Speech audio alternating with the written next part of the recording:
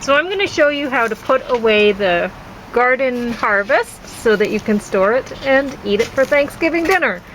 And I'm doing that while James is eating his dinner that I made. So I still haven't potted that impatiens. You can see that in the corner there. But I'll get to that eventually. And right now, I'll just show you while he's eating, I'll show you how to do it. So, you don't need to buy Ziploc storage bags right away. I always like to buy the Ziploc bag. I've tried other brands, I don't like them as much. But you can get whatever brand you want. I just said that by just because that's what I get. But you can get what you want. I just don't like it. Anyway, so this hasn't been washed yet, but if I don't have very much that I've harvested and I'm going to be storing it in the fridge, I don't necessarily want to wash it before I put it in the fridge, because sometimes you get things wet and they don't store too well. So if you're going to be freezing it, then you wash it, you put it in the Ziploc. You can put it in a salad spinner or whatever to get the extra moisture out, but you can put it in your freezer bag and put it in the freezer. But if you're putting it in the fridge, you don't have to wash.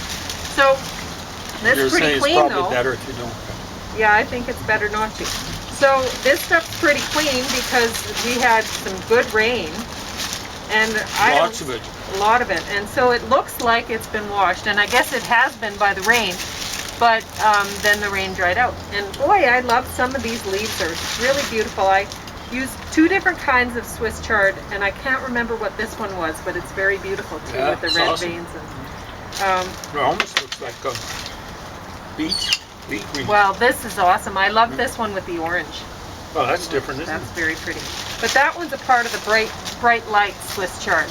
And I always like growing bright lights. That's my favorite Swiss chard to grow. But I grew a different kind this year, and I can't recall what it is right now. But it's the one with the red in the vein. And but still, the one that did the best was the bright light. So I stick it in there, and you can put them. I put them all stem side up, but you can put them whichever way you want in there.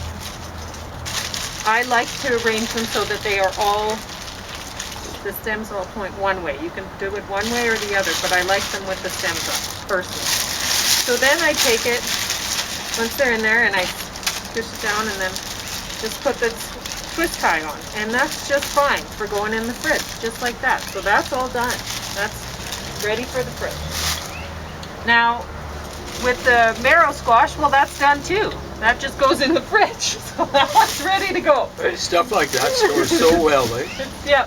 And it doesn't even, if the skin is, like if you've harvested the squashes this time of year, even the zucchinis, I'm saying even the summer squash, if the skin is hard on the outside, you don't even need to put it in the fridge. You can just put it in like a basement or something. In the basement, on the porch, in the porch floor, whatever. Well, and it'll be fine. So it doesn't matter if it gets a little bit warm then? No. Like my winter squash, I'll harvest them and then I store them almost all winter.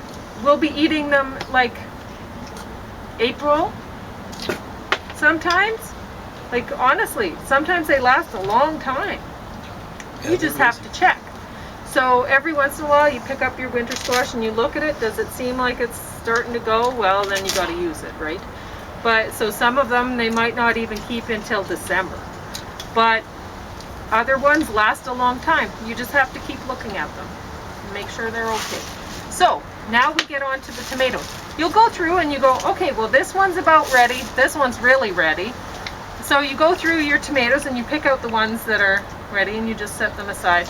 And those ones can just hang out in a fruit bowl, on the table, whatever. The ones that aren't, or the ones that are? The ones that are ready can just hang out.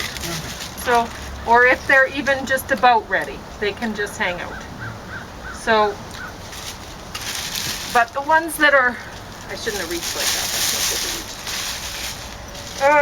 The ones that have a little bit of ripening to go, or a lot of ripening to go, the ones that are green, you put them in the box. And I like to put a little bit of newspaper on the bottom too. And you can put them in any kind of box. To absorb stuff, or what's the? Well, just in case some spoil, it's good to have. And then you check that to make sure if it's okay, right? Yep. But the main thing with the newspaper, like, you don't have to put it on the bottom. If you're going to check it and whatever, that's all right too. But you don't want them, if possible, you don't want your tomatoes to touch. You want them pretty close, but not squished in together. You don't want them squished in, because if one ripens, and they'll all start ripening, and then they can start ripening too much. So you want to try to put the heavier ones on the bottom for obvious reasons.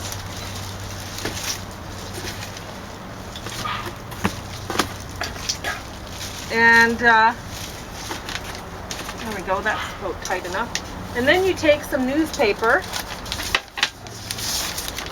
or whatever, like I have a sign that I put on the mailbox that says not to deliver things, and then it wears down and they start delivering the things again. So this year I was like, oh well, that's okay, I need them right now.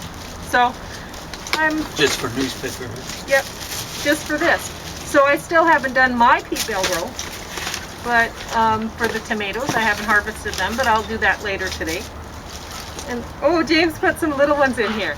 Yeah, I was leaving the little ones on the plant and he didn't know. And so now there's some little ones in here, but I was leaving them on the plant, so we'll cover and then see if they're going to be okay tonight and tomorrow night, and then anyway, so that's that. So when she said I picked a couple, she meant that literally. Yeah. It didn't take me long to figure it out. It was literally 2.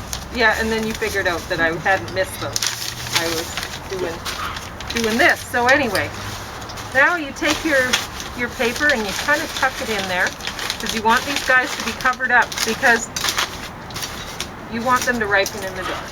So you take this, you don't put this green tomatoes in the fridge or anything like that. You need them to ripen. And it might take a while. Some of the tomatoes, it might be middle of November that you're harvesting tomatoes out of your... So it's the beginning of October, so it could be a month. It could be a while for some of them to ripen. But what you're going to do is every once in a while, you're going to take your box of tomatoes, and this year was not a very good tomato year. You're looking, oh, this is all the green ones from James's garden. Yeah, that's about it. You know, the rest that I left are maybe, you know, that big or smaller. For the most part, but we didn't have a great tomato year for some reason. Last year was awesome, but this year was a great pepper year. Habanero peppers like crazy. Anyway, you never know. And nasturtiums, boy, do we ever have a lot of nasturtiums out there. I'm gonna harvest a lot of those flowers to put in the fridge for James to eat too. I've already eaten quite a bit. Yeah, you just sit these anywhere you have room for them. Could be in the basement on the floor, could be on a shelf somewhere, or whatever. Just somewhere tucked under an end table, whatever, wherever you have room for them. And every once in a while you'll take the newspaper off and you'll look, oh, there's some ripe ones, and you'll take them out and put them in your fruit bowl. And you can switch to a different box every time just to make sure you don't have any of them rotten and getting into the paper, because you don't want to leave wet paper in there. Well, they'll rot other ones. Exactly, yeah, you get one rot and it'll just spread, so you don't want that. But yeah, that's all you do. You just cover them with newspaper and almost forget about them, but not quite. So every, I don't know, maybe once a week, you take the paper off and take a look-see. That's all you do. That's how you store your tomatoes for later. So they say one bad apple don't spoil the whole bunch. I'm telling you, one bad tomato. Yeah. You leave it there a bit too long. Yeah. And it will spoil the whole Yeah, well, one year I harvested a bathtub worth of tomatoes. That many tomatoes. It was incredible. Then that was off your garden, just yours. But this That year, garden- not very much. Well, it depends. Yep. I like the garden this year. You know, Yeah. they produced. They were doing their best given the weather conditions and so Sure. on and so forth. Yep. I kind of communed with them. I I kind know. of touched them. They're your friends. They are.